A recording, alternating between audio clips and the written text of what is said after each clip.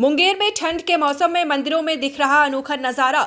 मंदिरों में ठंड से बचने के लिए भगवानों को पहनाई जा रही ऊनी कपड़े, रजाइयां और की गई हीटर की व्यवस्था। पुजारी का कहना है कि जैसे इंसान को मौसम के अनुसार देखभाल की जरूरत होती है, उसी प्रकार भगवान की मूर्तियों को भी गर्म वातावरण उपलब्ध कराना आवश्यक है।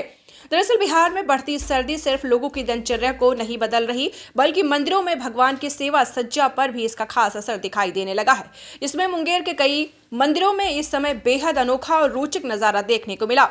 यहाँ भक्त अपने आराध्य को ठंड से बचाने के लिए ऊनी वस्त्र, रजाइयां और यहाँ तक कि हीटर तक की व्यवस्था कर रहे हैं। श्रद्धा और भक्ति से भरी ये तस्वीरें सोशल मीडिया पर खूब चर्चा में हैं। मुंगेर के कोतवाली थाना स्थित प्रसिद्ध हनुमान मंदिर के महंत रामकांत झा बताते हैं कि मौसम भगवान का ही बनाया हुआ है और जैसे इंसानों को ठंड में देखभाल की आवश्यकता होती है, वैसे ही भगवान की मूर्तियों की सेवा में भी मौसम के अनुसार बदलाव जरूरी है। उन्होंने कहा है कि हनुमान जी को गर्म कपड़े पहनाए गए हैं, साथ ही मंदिर परिसर में हीटर लगवाया गया है ताकि मूर्ति को ठंड न लगे। उन्होंने कहा है कि भोग में सर्दियों के अनुरूप परिवर्तन किया गया है। इसी तरह मुंगेर के बड़ा महावीर स्थान और मुंगेर जमालपुर स्थित हनुमान मंदिर में भी भक्तों ने अलग अलग प्रकार की तैयारी की है। कहीं भगवान को ऊनी टोपी पहनाई जा रही है तो कहीं मोटी शॉल ओढ़ाई जा रही है। कुछ मंदिरों में मूर्तियों के पास छोटी छोटी रजाइयां भी रखी जा रही हैं। मंदिरों का यह सर्दियों वाला श्रृंगार भक्तों के लिए आकर्षण का केंद्र बना हुआ है। घर घर में लड्डू गोपाल और अन्य देवताओं के लिए इसी तरीके की तैयारी की जा रही है। महिलाएं अपने हाथों से भगवान के लिए ऊनी स्वेटर, मोजे और टोपी बुन रही हैं।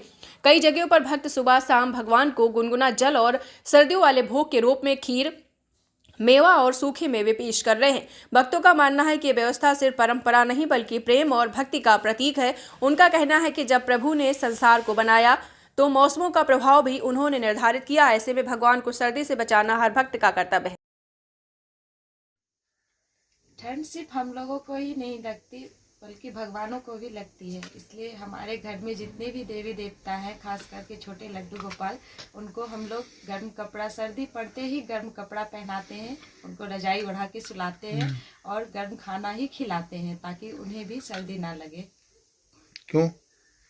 क्योंकि वो एक हमारे बच्चे के तरह है, छोटे बच्चे हैं हमारे घर के, इसलिए इनका खास ख्याल रखते हुए हम इन्हें सर्दियां पड़ते ही शुरू से ही गर्म कपड़ा पहनाते हैं और गर्म खाना का ही भोग लगाते हैं।